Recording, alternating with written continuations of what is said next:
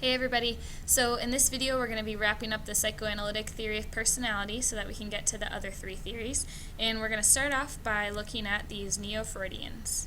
So what is a Neo-Freudian and who were the Neo-Freudians? Well, a Neo-Freudian was a psychologist who took the basic premises of Freud's theory, like the id, ego, superego, or defense mechanisms, but there were a couple of things about Freud's theory that they didn't agree with, and so they made some slight changes. And these are the three major Neo-Freudians: Alfred Adler, Karen Horney, and Carl Jung. So it's not Horney or Jung, it's Jung, Horney, and Adler. And there's actually a fourth, Erik Erikson, but since we talked about him during the development unit, I'm not going to reintroduce him here. And each three of these Neo-Freudians disagreed with Freud for a different reason, but in conjunction, they all had two similar reasons why they disagreed with Freud. The first was that they thought that the conscious mind had more influence than what Freud gave credit for. Freud said that 70 to 80% of someone's personality comes from their unconscious, and these Neo-Freudians didn't agree with that. The second thing that they really differed on was they doubted the immense power of sex and aggression that Freud said occurred in someone's personality development. They, on the other hand, thought that it was more attributed to social interactions or environmental influences on personality. So what we're going to do is we're going to go through each one of those Neo-Freudians, and I'll tell you a little bit more about them.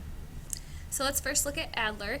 Adler agreed with Freud that childhood is very important in someone's development of personality. However, just like I said earlier, he didn't think it was sexual factors that influenced that development. He thought that it was social factors. And Adler has a huge, long theory, but there are two things that I want you to make sure you remember about Adler. The first is that he thought that all of our behavior as adults in our personality is driven by this desire to overcome prior feelings of inferiority in our past. And what he called this was the inferiority complex, that we spend the rest of our life trying to overcome feelings of inferiority. He was actually the first psychologist to coin the term self-actualization. If you remember of humanistic psychology, the pyramid, and how self-actualization was that top spot, he said that since everybody's constantly trying to reach the top, when they feel those feelings of inferiority, and life is a constant battle of trying to overcome that. This helps explain short man syndrome or little man syndrome. If you know of a guy who's shorter or smaller than everybody else that has a hot temper, he would say that he's struggling with his inferiority complex because he feels inferior. He's having a certain personality that comes out due to that. So the second thing that I want you to remember about Alfred Adler is his theory on birth order in your personality development. And I don't know if you've heard of this before, about how like the firstborns are usually the overachievers and the perfectionists, and like the lastborns are usually, the wild, crazy ones, or, certain things about only children. Well, Alfred decided to study that, and he really did find a pattern between families and the birth order of their children in terms of their personality development. So what I want to do right now is I want to show you a quick clip of that goes a little more in depth into his theory about that, and I want you to see if it applies to you and your situation with your birth order. Are you an overachieving oldest, a crowd-pleasing middle, a daredevil youngest? Do you even believe in these things? Birth order. Let's rap about it.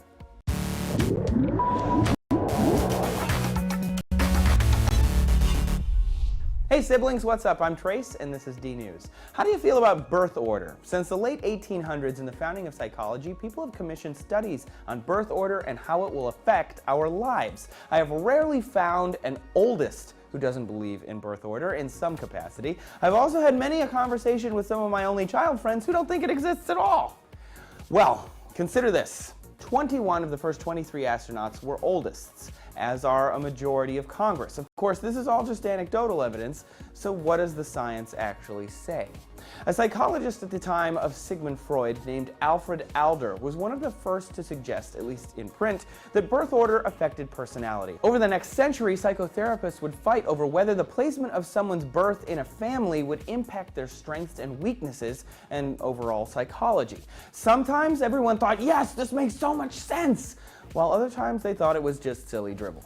Then in 1997, a book was written called Born to Rebel by Frank Sulloway that claimed finally to have the definitive answer to this birth order debate. For example, firstborns, according to this book, were more conformist and lastborns were more creative and would reject conformity. That birth order affects whether a person is introverted or extroverted, and so on. Immediately, there was more debate and then controversy. Since then, there have been dozens of studies. It's been debated again and again and again. Unfortunately, to truly understand how someone grew up, you'd have to get hundreds and hundreds of data points. In 2010, some other researchers attempted to do just that by collecting 200 birth order studies and combining the results. They found that yes, oldists tend to have higher academic success and are motivated people influenced by authority. Middles have a fear of not belonging, but are the most sociable. Youngest are the most rebellious and are the most likely to become alcoholics, but are also the most apathetic and agreeable. They also found onlys have a higher need for that achievement and some behavioral problems. They're also more selfish. But no two families are the same. So again, it is difficult to say. What most psychologists agree on is that the firstborn has the highest advantage and the lastborn has the highest level of parental freedom, which makes sense. The first child gets to enjoy a brief period where they get 100% of parental resources all to themselves, and then those resources get divvied up with each successive sibling. The second theorist is Karen Horney, and just like Adler, she thought that childhood was really important in developing your personality. But again, it was for a social reason, not a sexual reason. But her social reason was different than Adler's. And so again, she has this really big theory, but I only want you to remember two things about Karen Horney. The first is that rather than it being an inferiority complex that people struggle with, they struggle with basic anxiety. So anxiety that occurs in childhood is a motivating factor for the rest of your life, like how you overcome it.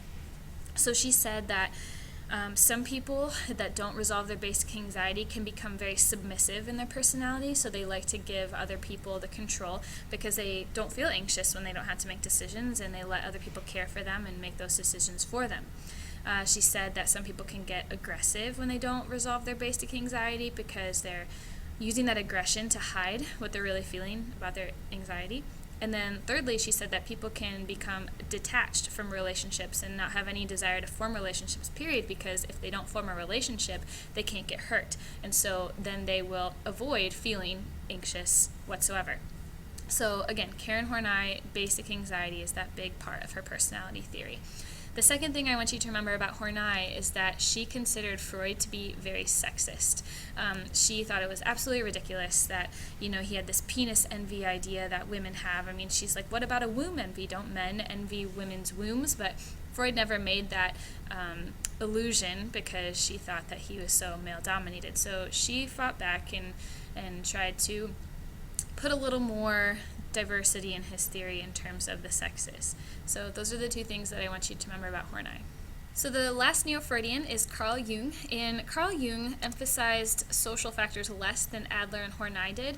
Instead, he emphasized the unconscious. So he was really similar to Freud in that he believed that your personality is driven a lot by your unconscious.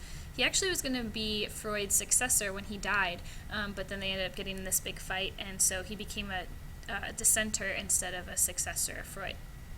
So it says here he focused on the unconscious. Well, Jung came up with two types of the unconscious. The first is called the personal unconscious, and this is just what we've been learning about the whole unit. This is where your repressed feelings are at, your inner desires, what you really want. This is your id.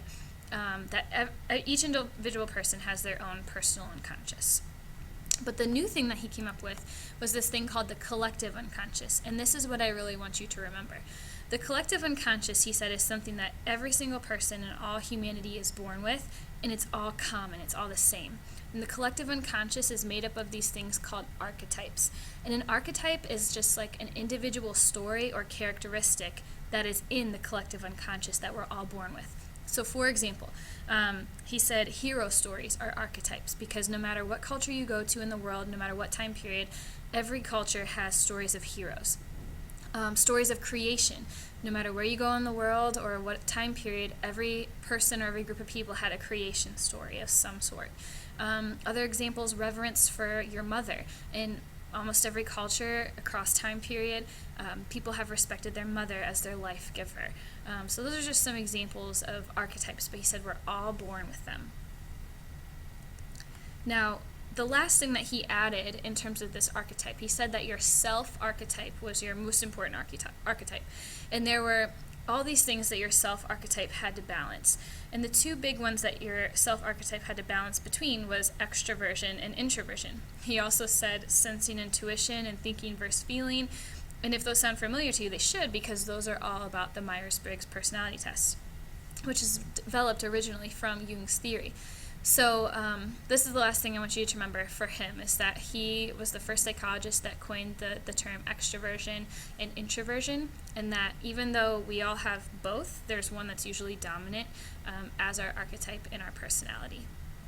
And so here's one last slide of the 3 Neo-Freudians and the most important things that I want you to remember for all 3 of them.